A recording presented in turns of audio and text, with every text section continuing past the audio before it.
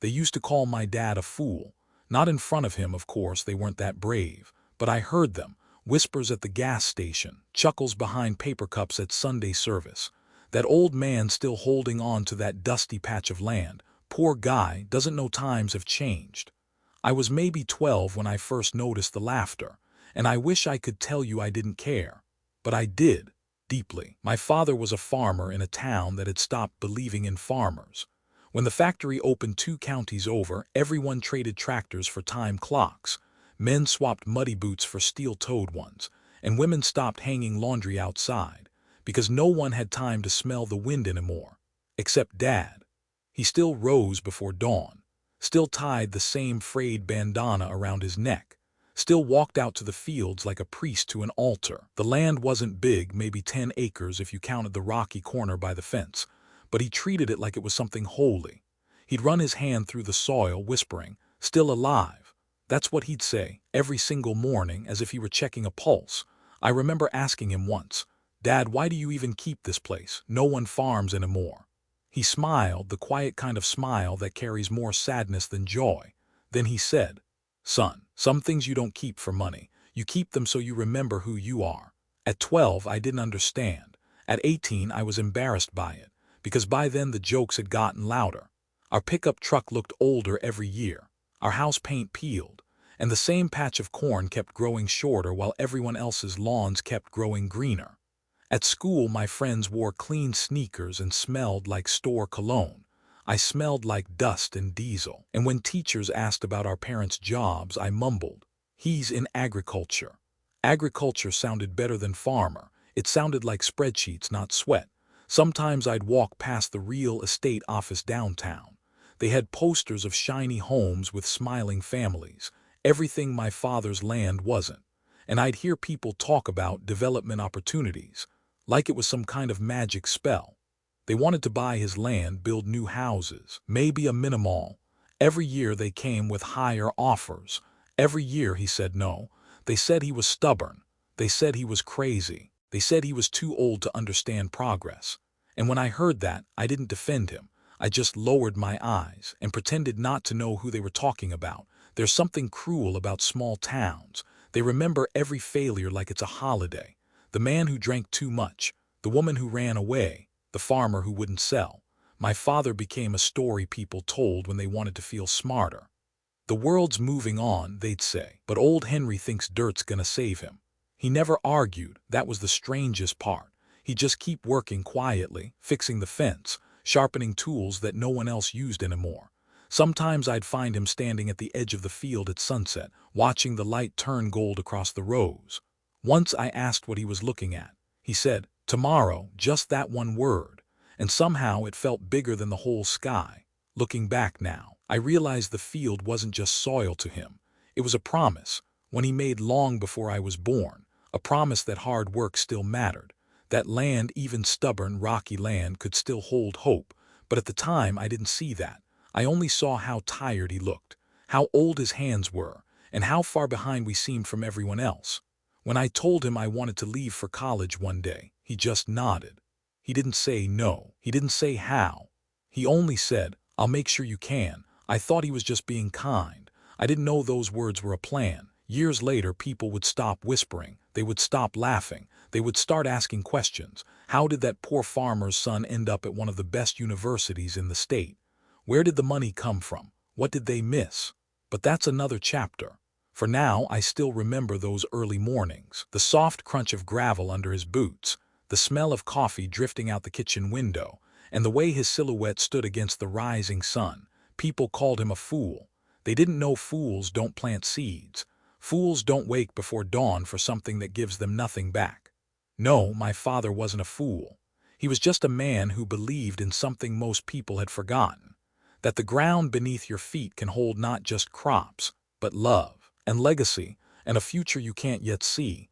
I didn't understand that then, but I do now, because one day, that same old patch of land everyone laughed at became the reason I stood on a stage, in a cap and gown, with tears in my eyes, whispering, "Thank you, Dad." My father's mornings began before the sky decided what color it wanted to be. He moved quietly through the house, not sneaking, just careful, as if the walls deserved their sleep. The kettle always whistled once, sharp and short. Then came the scrape of the chair on old linoleum, and the faint clink of a spoon stirring sugar into his coffee. He never spoke much at that hour. Words seemed too heavy for Dawn, but if you watched closely you could read whole paragraphs in the way he folded his jacket, in the way he tied his boots. He didn't rush. He respected time, like a man greeting an old friend. He'd step outside and the door would shut behind him with that familiar hollow sound, wood against wood. The sound that meant another day had started, whether the world was ready or not. The farm wasn't pretty, not the way city people think of pretty. It was stubborn, uneven, full of stories written in mud and weeds. The barn leaned a little, like it was tired from listening to too many storms. The fences carried more rust than paint, and yet somehow the place breathed. When the wind came across the field, it carried the scent of damp hay and diesel oil. If you breathed deep enough, you could taste both. The sweetness of one, the bitterness of the other, the strange mix that was my father's life. He worked in rhythm, not fast, not slow, just steady, the kind of steady that makes you believe the earth has a heartbeat. Every action had a sound, the metallic cough of the tractor, the crunch of gravel under wheels, the low whistle he gave when something didn't go quite right. He never cursed. He believed angry words poisoned the soil. Most mornings I watched from my bedroom window. He never knew. He looked small out there, one man against all that space, but also somehow infinite. He'd bend down, lift a broken branch, examine it, then tuck it neatly at the edge of the field, as if even fallen things deserved their place. Once I saw him stop and stare toward the horizon. The light caught on his face, creases carved by sun and time. For a moment I thought he looked lonely. But then he knelt and touched the earth, and that loneliness seemed to melt into something else. Something like faith. He didn't pray out loud, not that I ever heard, but every gesture had the quiet reverence of prayer. The way he turned the soil, the way he checked each seed, the way he paused before starting the tractor, resting his hand on the steering wheel like it was an old friend about to take him somewhere uncertain. The neighbors didn't see this side of him. They only saw a man clinging to the past. To them, he was a relic, a photograph fading at the edges. They didn't see the grace in his patience, or the quiet science in the way he read the weather through clouds and crows. On Sundays, while others dressed for church, he'd stay home, washing his tools with a rag soaked in kerosene. He said he didn't need to sit in a pew to talk to God, that God heard fine through the hum of an engine or the squeak of a gate hinge. I used to think that was his excuse for being different. Now I think it was his truth, because when you grow things from the ground up, you start to believe the divine might actually live under your fingernails. There was one summer, the year the drought came. Crops turned to ash by July. The air felt like a furnace. You could hear the heat buzzing in the grass. Neighbors gave up, let their fields die brown, but Dad kept watering his rows at dawn and dusk. He saved the rainwater from the roof in big barrels. He whispered to his plants, as if faith alone might pull moisture from the sky. He never complained. When people said, "Henry, you're wasting your time," he just smiled that same quiet smile and said, "Time's never wasted on something that feeds you back." I didn't know what he meant then, but I do now, because I saw how that year, when everything else was brittle, his small patch of land stayed green a little longer, not enough to make a profit, just enough to survive, just enough to remind the earth and maybe me that giving up was a choice, not a law. He wasn't perfect. Sometimes he'd forget birthdays. Sometimes he'd drink too much coffee and forget dinner, and there were days his silence filled the house like a fog. But even in those moments there was something steady about him, a kind of truth that didn't need decoration. He didn't measure life in years or money or miles. He measured it in seasons, in how long it took for something to grow, and how patient you had to be to see it through. I remember once, near the end of a long day, sat on the porch steps wiping his forehead with the back of his hand. I asked if he ever got tired of doing the same thing every day. He chuckled softly, like the question itself was young. "Son," he said, "if a man can wake up, look at the work waiting for him, and still say thank you, then that's a pretty good day." Then he looked out over the field, that stubborn, uneven field, and added, "Someday you'll see what I see." I didn't answer. I didn't understand, but the way the light fell across his face, the way his eyes softened as the sky turned red, part of me believed him anyway. That was my father, a simple farmer, they said. But there was nothing simple about the way he loved what he had, or the way he kept believing that something good was still growing, even when the world stopped looking. By the time I was 13, the jokes had found their rhythm. They drifted through the town like dust, small, constant, impossible to sweep away. You'd hear them at the grocery store, in line at the post office, whispered over coffee at Murphy's diner. They didn't always mention my father by name. They didn't have to. Everyone knew who the man with the useless land was. Sometimes it came with a laugh, sometimes a sigh of pity, and sometimes the worst, a slow shake of the head, as if he were a story that had already been told too many times. Our town wasn't cruel by design. It was just small, too small to mind its own business. News didn't travel there, it lingered. The same faces passed the same corners every day, so every rumor got reheated until it tasted like truth. Dad didn't seem to notice, or maybe he pretended not to, but I did. Kids repeated their parents. When I walked home from school, I'd hear them mutter, "Hey, dirt boy," or "Don't trip over your daddy's dreams." Their laughter followed me like static, buzzing in the back of my skull long after it stopped. Sundays were the worst. After church, when everyone gathered on the lawn, the men talked about stocks and new cars, while the women compared vacation plans and recipes from glossy magazines. Then someone would look my way and say, "So, how's your father's project coming along?" That pause, that tiny pause before the word project, carried more judgment than a sermon. I'd mumble something about crops or weather and look for an escape. But the heat on my neck always stayed. One afternoon we stopped by the hardware store for nails. The bell over the door jingled, and the smell of sawdust mixed with motor oil filled the air, a scent I still can't separate from that memory. Mr. Dugan, the owner, stood behind the counter polishing his glasses. He was polite in the way people are when they don't respect you but can't say it outright. "Well, Henry," he said, "you sure you don't want to sell that land? Could get a nice place closer to town. Less work, more comfort." Dad just smiled, polite, steady. "I'm comfortable enough," he said. Dugan chuckled, glancing at me like I should share the joke. "Guess some folks just like to do things the hard way." My father didn't answer. He took his nails, paid cash, and nodded a small thank you. But when we walked outside, I could see the way his jaw tightened, the faint twitch near his temple. He never said a word. He just loaded the truck, his movements slower than usual, as if the air had grown heavier around him. That night I lay awake and listened to the sounds of the house settling, the low groan of floorboards, the whistle of wind through the chimney. In the dark, I whispered the words I hadn't said in daylight. "Why don't you sell it, Dad? Why don't you just stop giving them something to laugh at?" But he wasn't the kind of man who changed because the world disapproved. He'd always said, "Noise fades, roots don't." At the time, that felt like a stubborn man's excuse. Now I hear it as a prayer. The mockery wasn't always spoken. Sometimes it came as silence, like when we walked into the diner and conversations dipped just enough to notice, or when a neighbor waved, but their eyes didn't quite meet ours. That kind of silence scratches deeper than insults. It makes you wonder if you're invisible or worse, irrelevant. For me, it turned to shame. A quiet, shapeless shame that followed me through hallways and locker rooms. I started avoiding being seen with him in town. If he offered to pick me up from school, I'd say I had practice. If he asked to come to my games, I'd tell him the stands were full. He always nodded, no anger, just understanding, and that hurt more than if he'd yelled. One evening, near the end of summer, we were fixing the screen door when a truck pulled up on the road. Two men leaned out, laughing loud enough for the whole valley to hear. "Hey, Henry," one shouted, "you still watering those dead dreams out there?" They drove off before Dad could answer, not that he would have. He went back to his work, tapping the hinge back into place. But I saw it then, the tiny slump of his shoulders, like the words had landed somewhere soft inside him. I wanted to say something. I didn't. Pride has a cruel way of silencing love.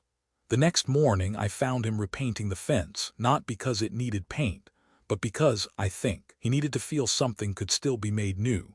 He whistled softly as he worked, a tune I didn't recognize, low, circular, almost like the sound of forgiveness. He looked up once and caught me watching. "Morning, son," he said. Then he smiled, that calm, steady smile, and added, "Let them laugh. The world's always laughed before it understands." I didn't answer, but something in his tone made me think he wasn't talking about the town anymore. The first time I felt ashamed of my father wasn't one sudden moment. It was gradual, like dust settling on glass. You don't notice it day by day, until one morning the light hits and everything looks dull. By the time I reached high school, I'd learned that shame has many disguises. Sometimes it looks like silence, sometimes it wears politeness like armor, and sometimes it smiles while quietly pulling away. Our school held a career day every spring. Parents came in, lawyers, engineers, nurses, small business owners, talking about hard work and dreams. When the teacher asked who I wanted to invite, I hesitated just long enough for her to move on, because what would my father talk about? The proper way to turn soil, how to tell if the rain was coming by the way a crow circles a field. I told myself he wouldn't fit in, but what I meant was, I didn't want him there. The night before the event, asked if he should come. We were in the kitchen, the hum of the refrigerator filling the space between us. He'd just come in from the fields, his shirt damp, streaked with earth, his hands cracked from the cold. He leaned on the counter and said, "I can take the morning off if you want me there." I was 17, that age when pride sounds like independence but feels like cruelty. So I shrugged and said, "It's fine, Dad. You wouldn't really get what they're talking about." He looked at me, not angry, not hurt, just searching, as if trying to find his son somewhere behind the words. Then he nodded once. "All right then," he said, and reached for his coffee like it was the only thing left to hold. The next day the gym smelled like floor wax and fresh paint. Rows of folding chairs squeaked as parents took their seats. When Mr. Evans, the banker, stood up to speak, everyone leaned forward. He talked about interest rates and success, and how his son would take over the family business someday. Applause filled the room, and I clapped too, louder than I needed to. When it was my turn to stand and introduce my family, I said, "My dad runs a small agricultural property outside town." The words felt foreign in my mouth, like I'd borrowed them from someone else's story. People nodded politely. No one asked questions, which somehow made it worse. That afternoon when I came home, he was fixing the fence again. Always the fence, as if the whole world could be mended with enough nails and patience. He looked up and asked how the day went. I told him it was fine. He smiled, and I walked inside before that smile could turn into something heavier. Later I heard him outside, humming softly, that same low tune I never recognized, and I felt something inside me tighten, like a knot I didn't know how to untie. Shame does strange things to love. It doesn't erase it, it just hides it under layers of excuses. I started spending more time in town, volunteering for school events, staying late at friends' houses, anything to avoid riding home in that rattling truck, or being seen beside a man who still carried the scent of soil on his clothes. When people asked where he was, I said he was busy with the farm. The truth was, he'd stopped asking to come along. One Friday night, I was invited to a friend's birthday at the diner. The whole football team was there, laughing loud, music humming from the jukebox in the corner. I was leaning against the counter when I saw the reflection in the glass, my father's truck pulling up outside. He walked in holding a paper bag. For a moment the room quieted just slightly, enough for everyone to notice him. He looked around, spotted me, and smiled. "I thought you might have forgotten your jacket," he said, lifting the bag. Heat rushed up my neck. "Dad, you didn't have to come," I whispered, but someone behind me laughed. "Is that your dad, the farmer guy?" I wanted to disappear. I took the bag, muttered thanks, and watched him leave through the reflection of the window, a figure shrinking in the glare of the neon sign. The laughter started again once the door closed, and I let it. That's the part that still stings the most. When I got home later, the porch light was still on. He was sitting in his chair, reading the same newspaper from 2 days ago. He didn't ask where I'd been. He just said, "Did you get your jacket?" I nodded. Then he folded the paper carefully, looked at me, and said, "You don't have to be proud of me, son, just don't forget who you are." I didn't answer. I went to my room and closed the door, but through the thin walls, I could hear the faint rustle of paper, the sound of him turning a page, trying to fill the silence I had left behind. That night I dreamed of walking through the fields. Only the rows were empty, the soil pale and dry. Somewhere I heard his voice calling my name, distant, gentle but fading. When I turned to look, all I saw was the light from the porch and his shadow sitting there, still small, waiting. Low afternoon sounds, a fly buzzing near the window, the distant murmur of a tractor miles away. The argument didn't begin with shouting. It began the way most storms do, quietly. in the air before the thunder knows what it's about to become. It was late July, the kind of heat that makes the air look tired. Cicadas droned in the trees, and even the shadows seemed to sweat. Dad was sitting at the table, a fan turning slow above him, its blades pushing more noise than wind. He had papers spread out, bills, receipts, something handwritten on yellowed notebook paper. His glasses rested low on his nose. He didn't notice me standing there, watching him count numbers that never seemed to add up. I'd been home from school for the summer, but it didn't feel like home anymore. The town still looked the same. The gas station, the diner, the cracked sidewalks, but I had outgrown it, or maybe I just thought I had. That afternoon, I'd run into Mr. Dugan at the store. He told me a developer was still interested in our land. Big project coming, he said. They'd pay good money. You could set your dad up for life. His voice had that syrupy kindness people use when they think they're giving you good news. By the time I got home, the idea had rooted itself deep in my mind, growing fast, feeding on every old bruise of embarrassment I'd carried for years. I stood there in the doorway, watching him sort through bills, and suddenly all I could see was how small our world was. The chipped mugs, the dull light through faded curtains, the tired man who refused to let go of a dying dream. "Dad," I said finally, "why don't you just sell it?" He looked up slowly, as if the words had come from someone else's mouth. "Sell what?" "The land," I said. "All of it, the fields, the house, everything, just sell it." He blinked once, then set down his pen. For a moment I thought he hadn't heard me right. Why would I do that? His calmness made something in me snap. "Because it's worthless, Dad. Nobody farms anymore. You could have a real life somewhere else, in town, near people, not out here working yourself into the ground for nothing." He didn't answer right away. The fan kept spinning, clicking at the same spot every time it turned. Outside, a dog barked once and then stopped. When he finally spoke, his voice was quiet, almost too quiet. "You think this place is nothing." I hesitated. "I think it's holding you back." He leaned back in his chair, folding his arms. The light hit his face from the window, and I could see every line that the years had carved there. "This land fed us," he said. "It kept a roof over our heads when the factory closed, when the storms came, when no one else was hiring. You think that's nothing?" I felt the heat rise in my chest. "That was years ago. You could sell now, live easy, finally rest. Don't you want that?" He looked at me like he was trying to recognize the boy he'd once raised. "Rest from what?" he asked. "From being who I am." His words hung there, heavy as humidity. I wanted to take them back. But pride is a cruel thing. It locks your throat and keeps your mouth moving anyway. "You're stubborn," I said. "You just don't get it. You're wasting your life on a piece of dirt nobody cares about." That's when something changed in his eyes. Not anger, disappointment. The kind that feels colder than any shout. He stood up slowly. For a moment, the fan's shadow moved across his face, cutting him into light and dark. He walked past me toward the window, looked out across the field, the same field he'd walked every morning for decades. When he spoke again, his voice carried a stillness that silenced everything else. "One day," he said, "this land will speak for itself." The words didn't sound like a defense, they sounded like a prophecy, but I was too angry to hear it that way. I laughed, sharp, cruel, the kind of laugh that breaks more than it means to. "Yeah, sure, Dad. Maybe the dirt will start paying bills too." He turned then, not quickly, just enough to look me in the eye.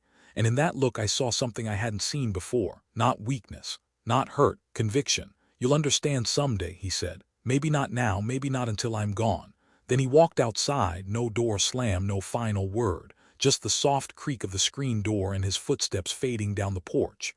I stood there for a long time. The house felt bigger without him in it, but emptier, too, like the air itself had forgotten what to do. On the table, the papers he'd been working on fluttered in the breeze. One of them caught my eye, a list of payments, handwritten notes about property taxes, and at the bottom a small line in his rough handwriting. "College fund for him." My stomach tightened. I folded the paper quickly, as if hiding it could make it less real. Outside, the sky was turning that deep red the valley gets before sunset. I could see him by the fence, his figure small against all that open space.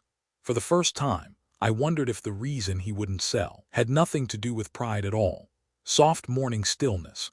A bird calls once, then silence. The faint hiss of wind through dry grass.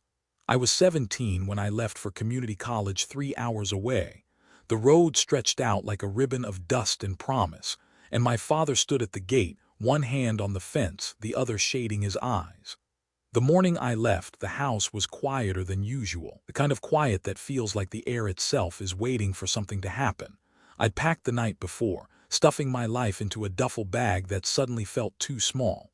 A few shirts, a pair of boots, a picture of Mom from before she passed, her smile caught in that frozen light that never fades, and one book my father had given me years ago about soil and roots. I left the book on the table. The argument from that July afternoon still echoed between us, even though neither of us had spoken about it since. We moved around each other like ghosts sharing a house, careful, polite, pretending the walls weren't full of unspoken things. He still cooked breakfast, still left the coffee pot full for when I woke, but the clinking of his spoon against the mug had lost its rhythm. Even the sound of the screen door felt heavier, like it knew something was ending. It was late August. The fields outside were turning from green to gold, and the cicadas had started their last songs of summer. I'd been offered a small scholarship at a community college 3 hours away, nothing fancy, but it felt like a ticket out, a way to start clean somewhere people didn't know the story of the farmer's fool. I told myself it was opportunity, but if I'm honest, it was escape. He was already outside when I came down the steps, sitting on the porch with his coffee and the morning paper. The sky behind him was pale blue, streaked with thin clouds that looked like they were still deciding whether to stay or drift. He looked up when he saw the bag on my shoulder. There was no surprise in his eyes, only the kind of tired understanding that made my stomach twist. "Got everything?" he asked. "Yeah," I said. My voice came out flat like it had been rehearsed. He nodded, folded the paper, and set it gently on the arm of his chair. Then he stood, slow, deliberate, and walked down the steps. The wood creaked under his boots. We stood facing each other at the edge of the yard. The air smelled faintly of cut hay and gasoline. A truck from the highway hummed in the distance. He reached into his pocket and handed me an envelope. "Just a little something for the road," he said. When I opened it, there was a folded $100 bill and a note in his handwriting. "Take your time. Find your place. Don't lose your roots." I wanted to say thank you, but the words tangled somewhere in my chest. So I just nodded, trying to hold on to the version of myself that wasn't already halfway gone. He looked past me toward the field, the same field that had been the center of every fight and every silence between us. The wind moved through the stalks, making that soft, brushing sound that used to comfort me when I was little. Now it only reminded me of distance.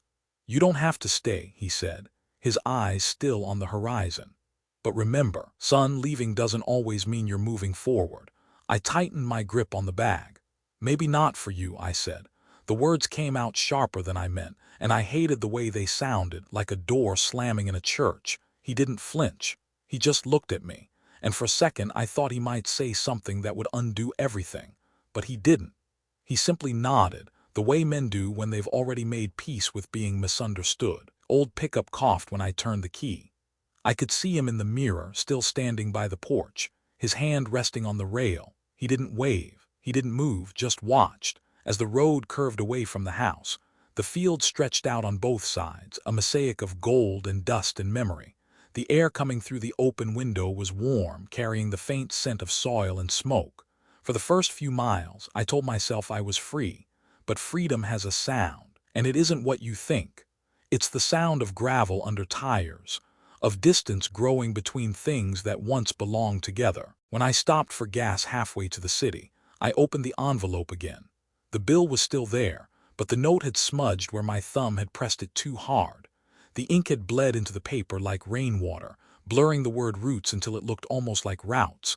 Maybe that was fitting. Maybe he'd meant both.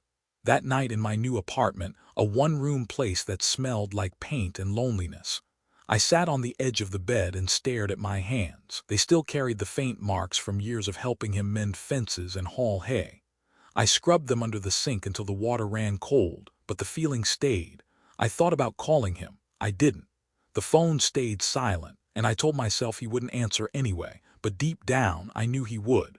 Outside, city lights blinked through the window, so many they blurred together like a single pulse.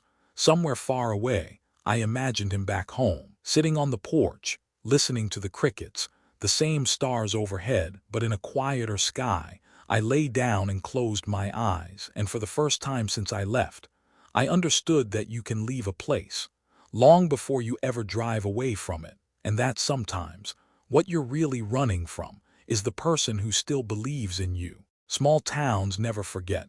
They just find new ways to repeat the same stories. After I left, it didn't take long for the whispers to return. The same voices that once called my father a fool now spoke of him like a warning. At the diner, at church, at the feed store, his name had become a cautionary tale wrapped in polite concern. Henry's boy finally left him, they'd say. Guess he got tired of dirt under his nails. The words floated through the town like feathers dipped in poison, light enough to seem harmless, sharp enough to draw blood. He never told me about it, of course. I learned later, years later, how deep those words cut. But at the time, while I was chasing classes and city lights, he was back there, tending to the same field, alone. He still went to the market every Friday. He'd load up the old pickup with vegetables, stand behind his wooden stall while the others chatted about vacations and new appliances. His produce was always the freshest, green beans in neat bundles, tomatoes shining like marbles. But fewer people stopped to buy, not because they didn't want the food, because they didn't want the story attached to it. Sometimes someone would ask casually, "Your son doing all right out there?" And he'd smile that small, tired smile. "Doing fine, far as I know," he'd say. He'd say it like a prayer he hoped someone would answer. The walk home from the market grew longer each week. The streets seemed to stretch, the faces blur, and the silence fill every empty space his son used to occupy.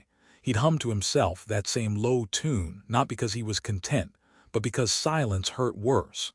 One afternoon, a neighbor stopped by, Mrs. Keller, the kind of woman who collected gossip like others collected coins. She stood at the porch holding a pie she'd just baked. It smelled of cinnamon and curiosity. "Heard your boy's doing well in the city," she said, her voice lilting with fake sweetness. "Must be nice, him getting out. Not many from around here manage that." Dad thanked her, took the pie, and leaned against the porch rail. "I'm proud of him," he said simply. She smiled, the way people smile when they've found a wound and press it just to see how deep it goes. "Well, at least one of you made it," she said. Then she left, her perfume lingering longer than her kindness. He didn't eat the pie, he gave it to the dog. That night the wind carried dust across the fields, coating everything in a thin, colorless film.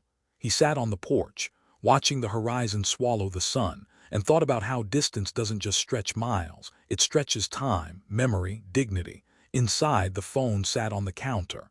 He looked at it for a long while, then reached for it, then stopped. His hands hovered above the receiver. He didn't know what he'd say if I answered, and worse, he didn't know what he'd do if I didn't. So he left it there, and the silence stayed. By the end of that fall, rumors had taken full shape. Some said the farm was failing. Some said he was selling little by little, that the land was cursed, that maybe he'd lost his mind. None of it was true. He still worked every day, still mended the fences, still paid the bills with what little came from the soil. But truth doesn't travel fast in a place that prefers a story. There was a night, cold, early winter, when the church held its annual potluck. He went, bringing a basket of potatoes and turnips, as he did every year. When he walked in, conversations dipped the way they always do when someone enters a room they've already been discussed in. He found a seat at the far end of the table, alone. A few people nodded. No one asked to pass the salt. Midway through the meal, he overheard someone laugh quietly, a man saying, "Heard Henry's still talking to his crops. Guess it's good they don't talk back." The table erupted in soft chuckles. He didn't look up. He just finished his plate, folded his napkin, and stood. "Good food," he said quietly, and left before dessert. Outside, the cold bit through his jacket. He walked home under a sky full of hard, white stars, the kind that shine brightest when you're most alone. At home, he took off his boots, sat by the wood stove, and stared at the glow inside. It flickered against his hands, hands that had built, carried, held, hands that had given without being asked. He reached for the photo of Mom, the same one I'd left behind, and placed it beside the lamp. Then he whispered something into the air, something small, something like "he'll come around."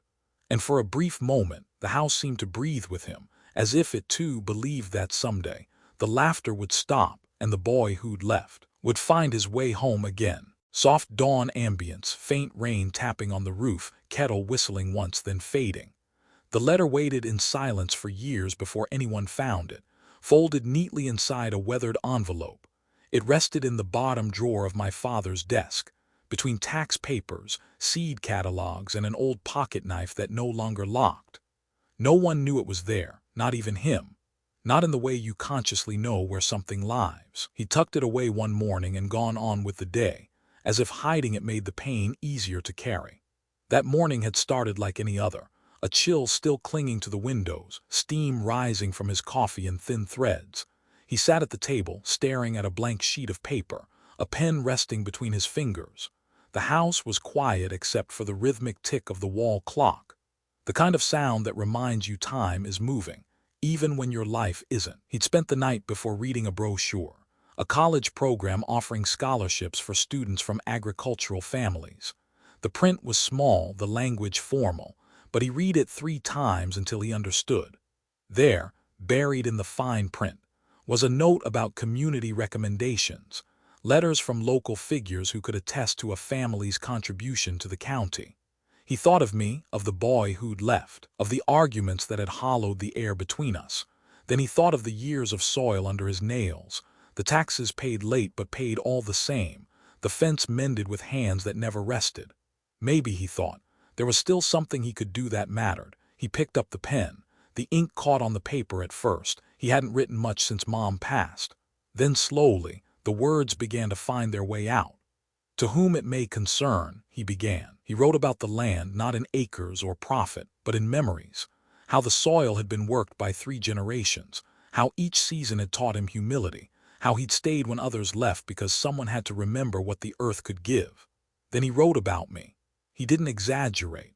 He didn't list my grades or my awards. He wrote about the day I'd helped him replant after a flood. How I'd carried buckets twice my size and never once complained. He wrote, "He's a good boy, even if he's gone far to find himself. He just needs a chance to see what I've always seen in him." By the time he finished, the ink had smudged near the bottom, where his hand had lingered too long.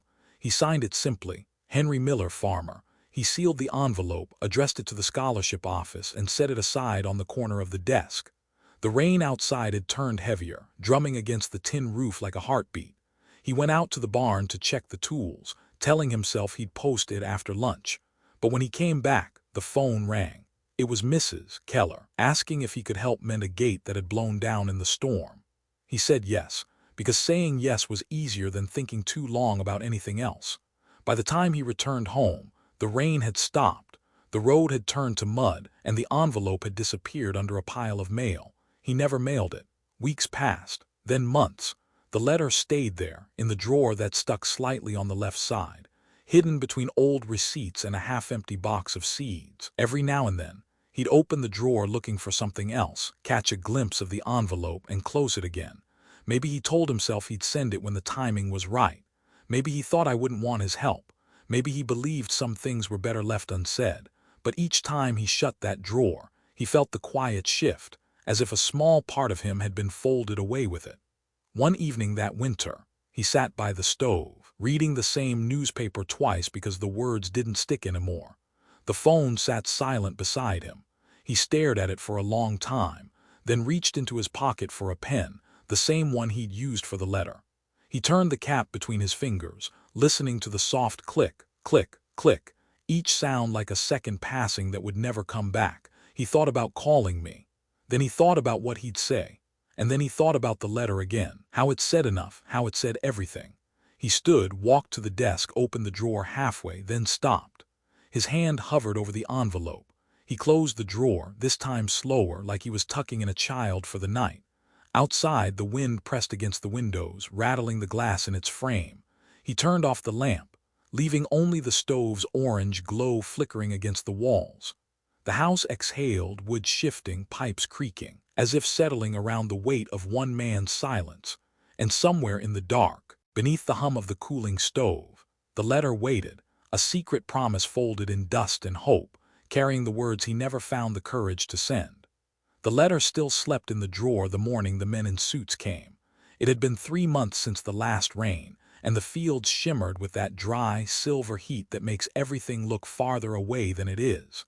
He was sitting on the porch, mending a shovel handle, when the first car appeared at the top of the dirt road. A black sedan, glossy out of place, kicking up a trail of dust behind it like a ghost it couldn't outrun. He watched it crawl closer, squinting against the glare. By the time it stopped near the gate, the dust had settled over the car in a thin brown film, as if the land itself wanted to claim it too. Two men stepped out, one young, one older. The younger wore sunglasses, the older carried a folder under his arm. Both looked like they'd never sweated a day in their lives. "Mr. Miller," the older one called. His voice was polite but hollow, the kind that practiced being friendly in mirrors. Dad wiped his hands on his jeans, nodded once. "That's me." They introduced themselves, real estate representatives from a development firm based 2 towns over. Silver Ridge Properties, they said, as if the name alone carried importance. They complimented the view, the air, the peace. Then they began talking numbers. The kind of numbers that make ordinary men feel small and rich at the same time. They offered to buy the land, not just a few acres, all of it. The fields, the house, the barn, the old orchard. They spoke about potential and modernization, about a planned community with parks, walking trails, and family homes. They painted pictures in words, laughter echoing through cul-de-sacs, sunsets framed by new fences that looked like they came from catalogs. He listened quietly, his fingers resting on the shovel handle. The younger one kept smiling, as if the deal was already done. When they finished, Dad looked toward the field. It stretched out golden and silent, each stalk bending slightly in the late summer wind. He could still hear my mother's laughter in that space, still see me as a boy chasing grasshoppers by the fence. "How much land you say this covers?" he asked finally. "All of it," the man replied, "and you'd be compensated generously. You could retire comfortably, Mr. Miller. Let us take care of the rest." The older man smiled, sliding the folder across the table like a card dealer laying down fate. Dad didn't open it, he just let it sit there. The paper flapped slightly in the breeze, catching a small piece of sunlight that danced on its edge. "Tell me something," he said after a while. "Do you know what's buried out there?" The 2 men exchanged a glance. The younger one laughed awkwardly. "Buried? Well, I'm sure we can handle clearing whatever's there." Dad smiled, but it wasn't the friendly kind.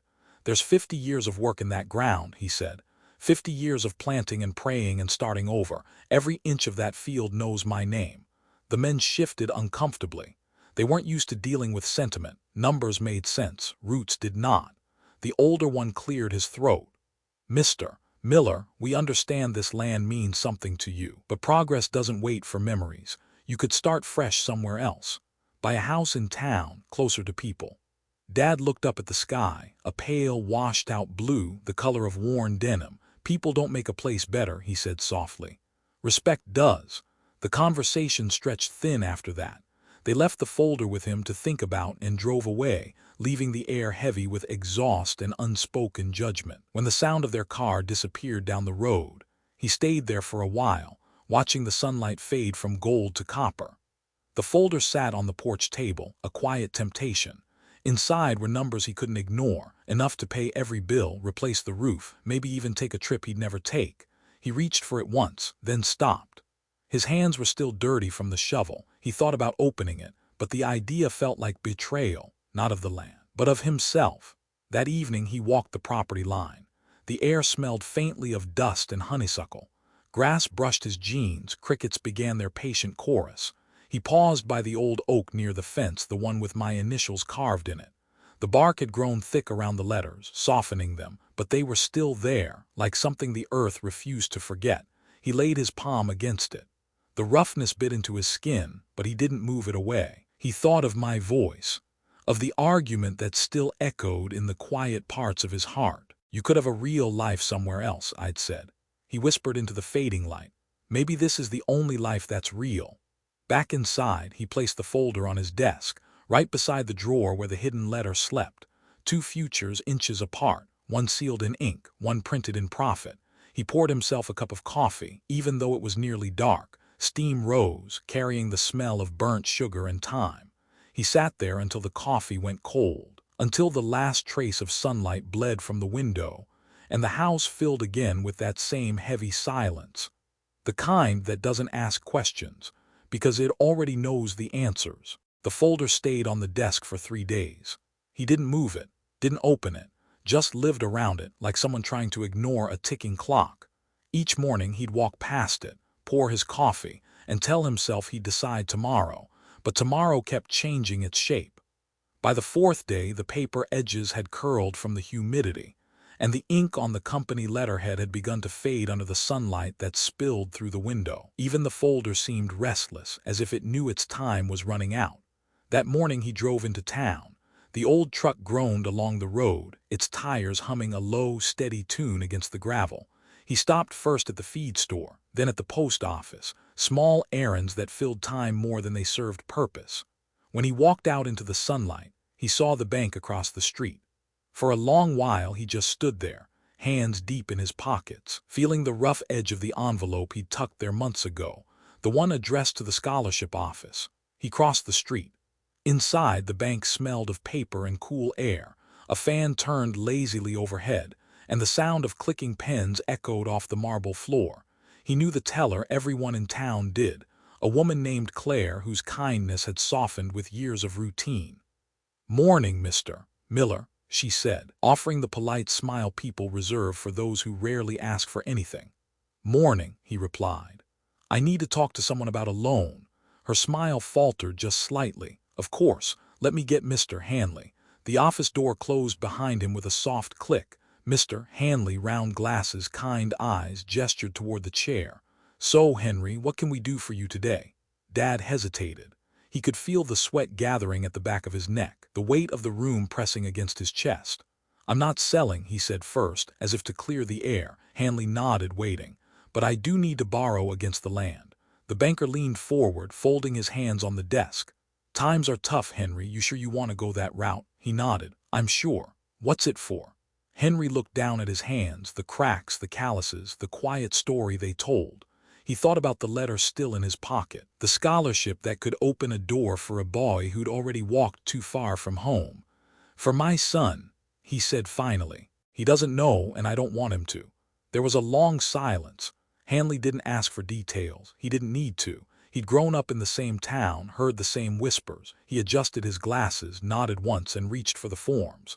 When Henry signed, his hand shook slightly, not from fear, from relief, like a man setting down a heavy load he'd carried too long.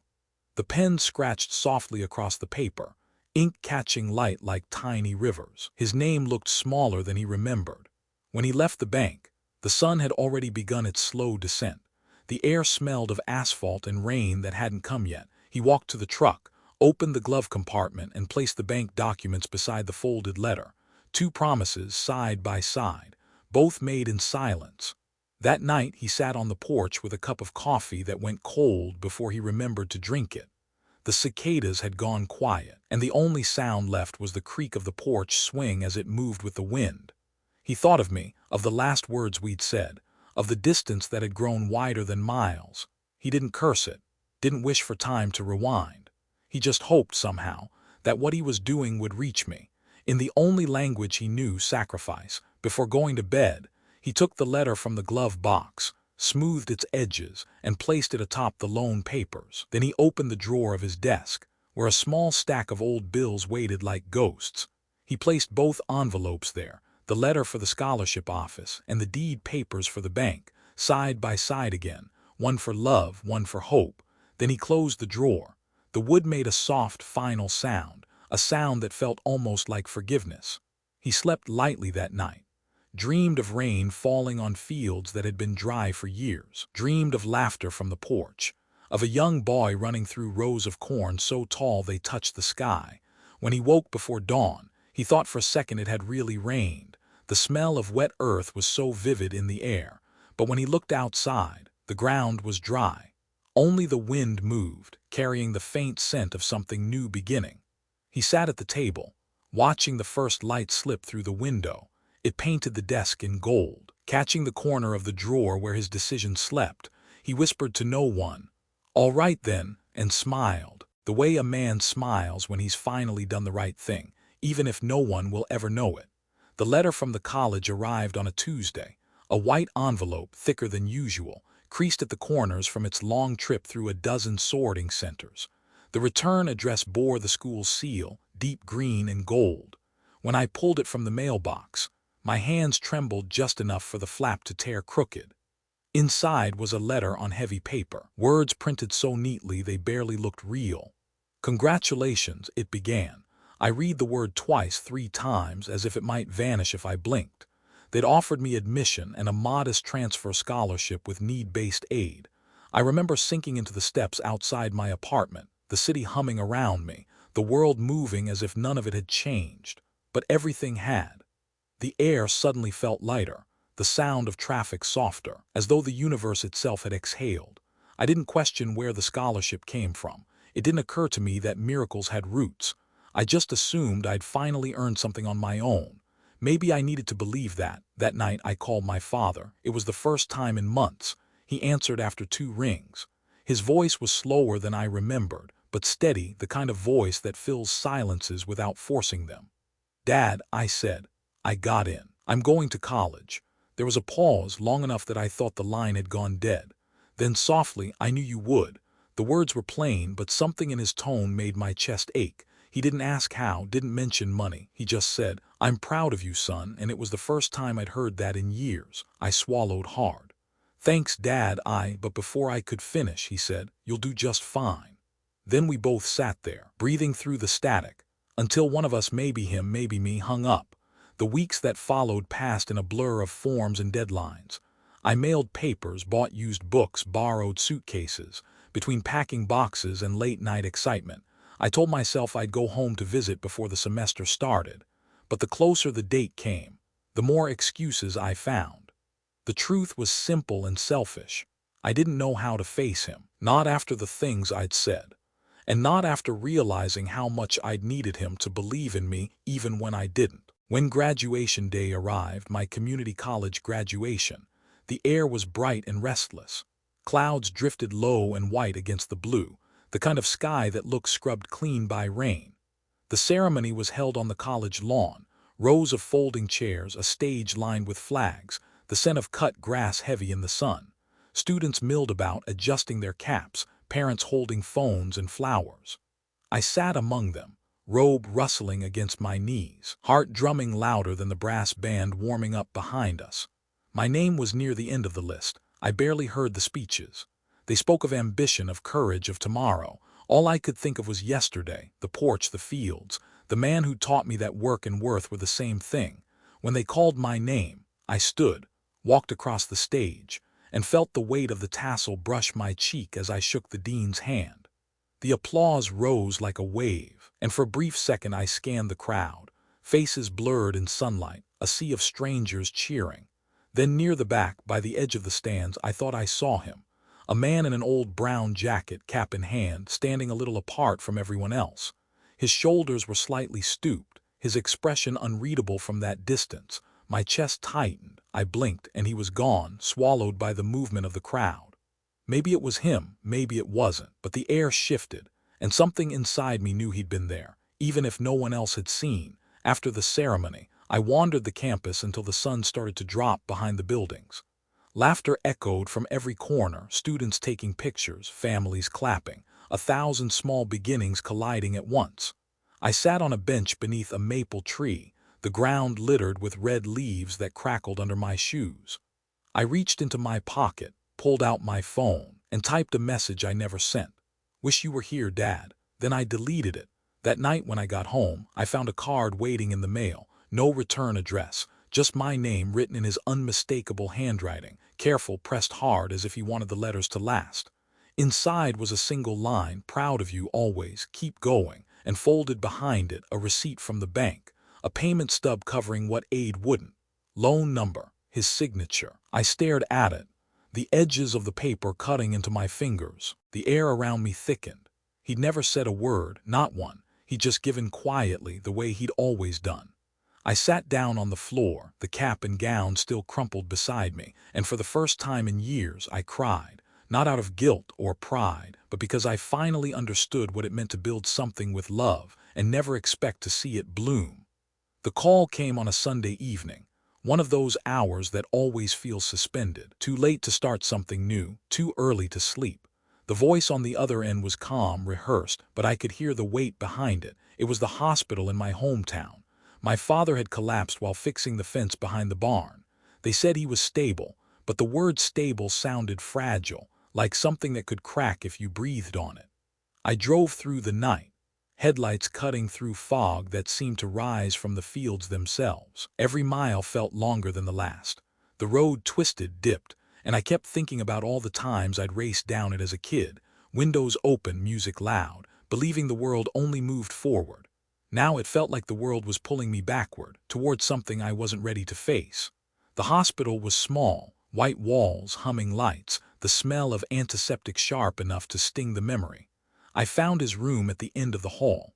He was half awake, a tangle of wires and quiet machines surrounding him. His skin looked thinner, his hands older than I remembered, but his eyes, when they opened, still carried that same steady light. "Hey, Dad," I said, trying to sound normal. He smiled faintly. "Told you I'd outlast that fence." I laughed, though my throat was tight. "You scared me." He shrugged, the smallest motion. "Just got tired, happens." We talked about nothing for a while, the weather, the crops, a neighbor who'd finally paved his driveway, small talk that sat on the surface of something much deeper. Then he said, "There's a folder in my desk drawer, bottom one, you'll know it when you see it." I frowned. "What for?" He looked at me for a long moment, his breath catching between words. "Just in case I don't get to explain everything." I wanted to protest, tell him not to talk like that, but the nurse came in, and he closed his eyes before I could say anything more. He stayed 3 days. On the 4th morning, the phone rang again. This time no one said stable. When I arrived, the room was too quiet. The window was cracked open, and the curtain moved slightly in the breeze, as if the world had come to take one last look before letting him go. I stood there, the machines already silent, my hand resting on the edge of the bed. His fingers were still warm. For a long time, I couldn't move. That evening, I went back to the house. The door creaked the same way it always had. The air inside carried that familiar scent. Dust, wood polish, a trace of coffee grounds. Everything was as he'd left it. His hat on the hook, boots by the door, the half-read newspaper folded beside his chair. The light through the windows was gold and soft, stretching long shadows across the floorboards. I walked to the desk. The bottom drawer stuck slightly before giving way, just like he'd said. Inside, a folder lay on top of a small pile of papers. I opened it, expecting receipts, maybe bills. Instead, there were 2 envelopes. One was marked with the bank's logo. The other, addressed in his handwriting to the college's financial aid office, never mailed. I unfolded the letter. His words were steady, the ink faded but clear. He'd written about me, about my curiosity as a child, my hands in the soil beside his, my stubbornness that mirrored his own. He'd written about the land, about how every part of it had shaped us both. And at the bottom, he'd asked them to consider additional assistance for his son's studies, to believe in him the way he always had. The paper trembled in my hands. The smell of old ink mixed with dust and grief. I could see the imprint of his pen where he'd pressed too hard, as if he wanted the words to live beyond the page. Behind it, the bank documents told the rest. The loan, the collateral, the signature that had bought me my future. He'd mortgaged everything, the farm, the house, his life's work for me. I sat there until the light outside disappeared and the only glow left came from the lamp beside the desk. The air felt thick, the silence unbearable. I thought of all the times I'd ignored his calls, the nights I'd blamed him for holding me back. And now here he was, gone, leaving behind proof that love doesn't always raise its voice. Sometimes it just signs the papers and hopes you'll understand someday. I reached for the folded letter again, and for a moment, I swear I could smell the faint scent of his coffee, hear the sound of his boots on the porch. The floor creaked softly, the way it used to when he came in from the fields. I whispered into the quiet, "I know now, Dad." The words barely left my mouth, but in that stillness, they felt loud enough for the whole house to hear. The day of my father's funeral was the first warm morning after a week of rain. The ground was soft, the kind that swallows footsteps. The fields shimmered, breathing out mist like memory. The whole town came, even the ones who hadn't spoken to him in years. Men in pressed shirts stood beside women clutching folded tissues. They spoke softly as if guilt had its own volume. I watched from beside the casket, my hands tucked in my pockets, listening to the sound of boots sinking into mud. It was strange how the same people who once laughed at him, now lowered their heads like they'd lost something noble. Someone behind me whispered, "He was stubborn, but he meant well." Another added, "Guess the fool had more sense than we thought." Their words floated above the prayers, half remorse, half confession. After the service, the pastor asked if I'd like to say something. I shook my head at first, but as the silence stretched, I felt something move in me, a pull gentle but certain, so I stepped forward. The crowd shifted. A few people looked away. I took a breath. "My father," I began, "wasn't much for speeches. He didn't explain himself. He just did what needed to be done." I paused, watching the sunlight flicker on the polished wood of the casket. He never talked about money or success or what other people thought of him. He just believed in working hard, in keeping what was his, and in taking care of the people he loved even when they didn't deserve it. A wind moved through the trees, carrying the faint smell of wet grass and something sweeter, the scent of lilacs from the hill behind the church. I took the folded letter from my pocket, the one I'd found in his drawer. My fingers trembled as I opened it. "This," I said, "was written by my father a few years ago. It was meant for a scholarship committee. He never mailed it." I read it aloud. The crowd grew still, the only sound the paper shifting slightly in my hand. His words, simple, plain, unpolished, spoke of pride and love and belief. When I finished, I looked up. Some of the faces that had once mocked him were wet with tears. Others stared at the ground as if the soil itself had judged them. No one spoke, and for the first time in years, I felt the town go quiet, not out of ridicule, but out of reverence.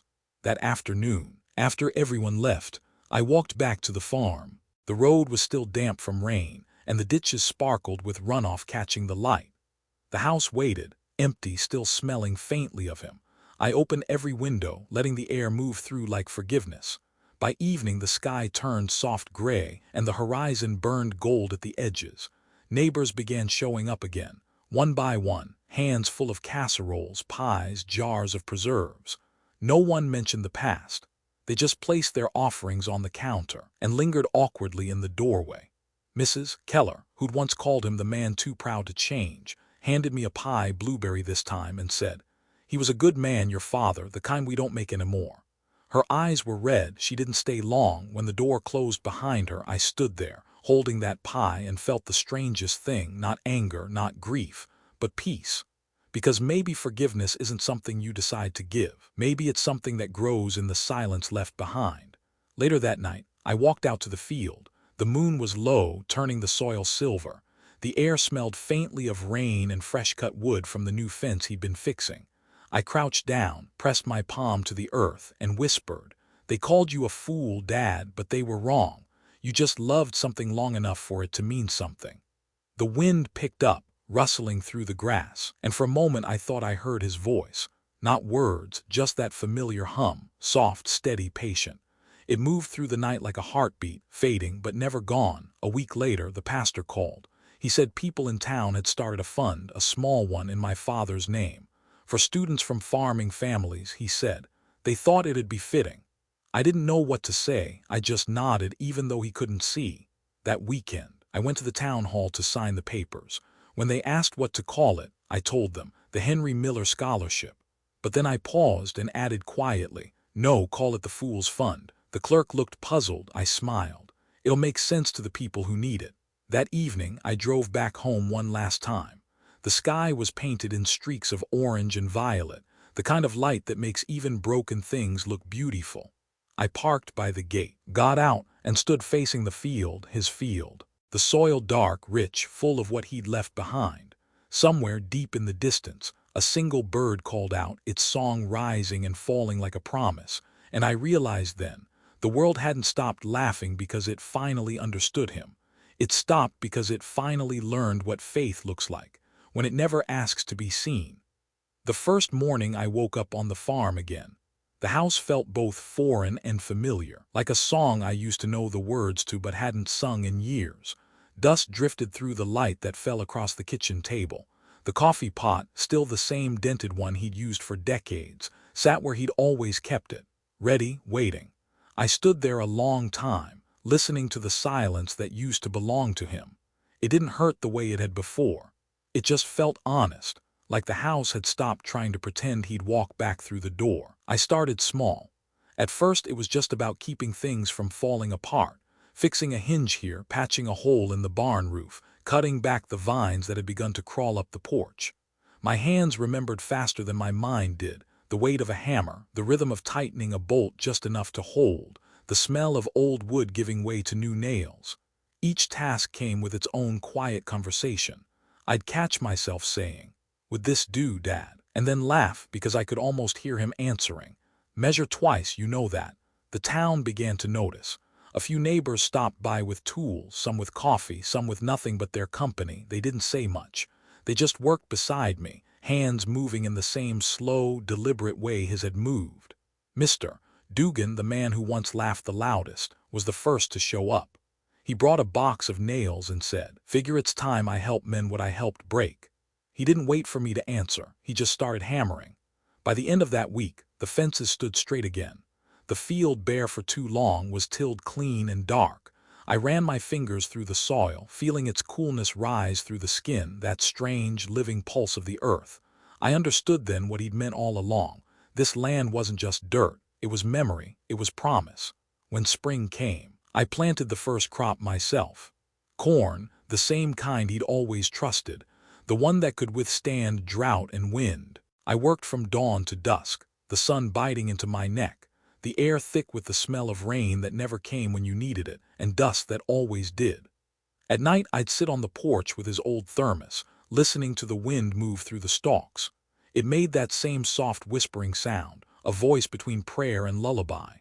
Sometimes I'd close my eyes and see him there beside me, hat tilted back, boots muddy, a quiet smile under the brim. He never said anything, didn't need to. The scholarship fund grew faster than anyone expected. Farmers from neighboring counties sent donations, small checks, handwritten notes, sometimes just a crumpled $10 bill with a line that read, "For Henry." Within a year, 3 local kids had gone to college under his name. Each of them came by the farm before leaving to shake my hand, to see where the story started. They'd stand there, looking out across the fields, and I'd tell them, "My father believed good things take time, he proved it." Their faces always softened. Some smiled, some cried. All of them understood, even if they didn't say it out loud. One evening I found the courage to walk out to the far end of the property, the part he'd always called the quiet field. That's where we'd buried him. No headstone yet, just a wooden marker I'd carved by hand. The grass had grown tall around it, swaying in the low light like it was bowing to something unseen. I knelt there, the dirt warm beneath my palms. "I've been trying to do it right," I whispered. "I don't know if I'll ever be half the man you were." A breeze moved through the field, lifting the edges of my shirt, cooling the sweat on my neck. It felt like an answer, gentle, approving, the kind that doesn't need words. I stayed there until the first stars appeared, their faint shimmer caught in the motionless air. When I walked back to the house, I stopped by the porch and looked out over everything we'd built. The fences, the crops, the stillness. It all glowed under the pale light of dusk, not perfect, not finished, but alive again. And in that moment, I understood redemption wasn't about erasing the past. It was about learning to carry it, to let it breathe inside you, without letting it break you. Months later, when the first harvest came, the yield was better than anyone expected. The soil had remembered him, even if the world had not. I loaded the truck with baskets of corn and drove into town. People waved, some clapped. No one called him a fool anymore. As I parked by the market, the sun broke through the clouds, painting the road in gold. For a moment, I looked up and smiled. "Looks like we made it, Dad," I said softly. The wind picked up, carrying the scent of soil and the faint echo of his humming, that same low tune I hadn't heard since I was a boy. And I realized then, he hadn't left me anything to inherit. He'd left me something to become. It had been 10 years since my father passed. The second harvest came with rain, not a downpour, but a slow, patient rain, the kind that sinks deep and stays, the kind my father used to call a blessing that doesn't brag. The fields shimmered beneath the gray light, each droplet catching a reflection of the sky. I stood at the edge of the rows, mud climbing my boots, and thought about how far the land and I had come. It no longer felt like his farm or my inheritance. It felt like a living thing that carried both of us inside it. By that year, the Fool's Fund had grown larger than anyone expected. A reporter from the local paper came out one morning to take photos. She was young, earnest, with a camera that clicked like a heartbeat. "So you're Henry Miller's boy," she said, adjusting her lens. "People around here still talk about him." I smiled. "Let's hope they're kinder now." "They are," she said softly. "Everyone says he believed in something when no one else did, and now they say you're just like him." Her words landed somewhere deep, somewhere that still ached when I thought of how long it had taken me to understand him. After she left, I sat on the porch with a cup of coffee gone cold and watched the rain ripple in the puddles. The fields beyond were gold and green, the air smelling of soil, rain, and something clean, something like forgiveness. Each year more students applied for the scholarship. Some came from nearby towns, others from states I'd never seen. They wrote letters about wanting to study agriculture, about wanting to learn how to grow things not just for profit but for people. I read every single one. Some nights I'd spread them across the kitchen table, paper edges curling under the lamplight, and think, this is what he planted. Not corn, not crops, people. The farm began to change too. I turned the old barn into a small workshop, a place where students could learn about soil, irrigation, and the quiet patience it takes to raise life from the ground. The walls still smelled of hay and oil, but now laughter filled the air. Young voices, curious questions, boots scuffing against the same wooden floors where I once stood as a boy, angry and small and blind to what mattered. Every time I heard them laugh, I felt something mend inside me. One afternoon in late spring, a girl named Emily, one of the first scholarship recipients, came to visit. She handed me a framed certificate and said, "This is for you, for your father, really." It was from the State Agricultural Board, a recognition for contributions to rural education and preservation of family land. I ran my thumb over his name etched in gold, Henry Miller, steward of the earth. For a moment, I couldn't breathe. All I could see was him at the table, head bent over those same papers years ago, signing away comfort for a dream he'd never see bloom. Emily smiled. "He'd be proud," she said. Then, after a pause, "So would you if you could see yourself from the outside?" Her words lingered long after she left, carrying the echo of something larger than gratitude, something like continuation. That summer, the town hosted its first Harvest Day festival in decades. They held it in our field, not mine, ours. The air filled with the smell of roasted corn, fried dough, and wet grass. Children ran between the rows, their laughter rising like birds. Mr. Dugan stood beside me at the gate, gray now, his hands folded against the fence rail. "Never thought I'd see the day," he said. "Whole town celebrating on the same land they once said was cursed." I nodded. He looked at me sideways. "You know Henry would have liked this." "Yeah," I said quietly. "He'd have found a corner to sit, pretend to grumble, and smile the whole time." As the sun dipped, the sky turned the color of copper and smoke. The crowd began to thin, and I walked out to the far field, to the wooden marker where his name still stood. I'd replaced the old board with stone now, simple, hand-carved, set beneath the oak tree that had grown thick and wide over the years. The air smelled of corn husks and cooling earth. The wind brushed against my sleeves, and I swore I heard the faint hum of his old tune, that quiet melody that had once followed every sunset. I knelt down, laid my hand on the soil, and said softly, "They don't call you a fool anymore, Dad. They call you a founder." A small gust lifted, carrying the sound of laughter and music from the festival behind me. It felt like the land itself was answering. When I stood to leave, I looked back at the farm, the fences, the barn, the house bathed in golden twilight. For the first time, I saw it not as a burden or a legacy to live up to, but as proof that faith, once planted, doesn't die. It grows quietly, steadily, in the hands of those who choose to keep tending it. And as I walked back through the rows, boots brushing the soil he'd once turned, I realized something simple but true. You can inherit land, you can inherit debt, but the greatest inheritance of all is purpose, the kind that outlives you, the kind that hums in the wind long after your name is gone. The sun rose slow that morning, as if it too didn't want to rush the day. Light spilled across the fields, turning dew into sparks that glittered on every blade of grass. I stood on the porch, coffee in hand, watching the first mist drift over the soil my father had spent his whole life tending. The air carried that scent, wet earth, wood smoke, and the faint sweetness of corn ready to harvest. The house was quiet now, but not empty. Every nail, every floorboard, every window pane seemed to hum with something alive, something that whispered, "You've come full circle." Years had passed since the first time I called this place home again. The town had changed. New stores, new faces, but the rhythm of life here never truly shifted. And somehow that constancy had become my peace. I'd grown older, lines settling in places my father once had them, hair streaked with the same silver I used to tease him for. Funny how time doesn't ask permission. It just hands you the mirror one morning and shows you who you've become. But I wasn't afraid of the reflection anymore, because when I looked at my own face, I saw his. That summer marked 10 years since he passed. The Fools Fund had helped over 50 students go to college, young men and women from families just like ours, who'd once thought that dreams and dirt couldn't coexist.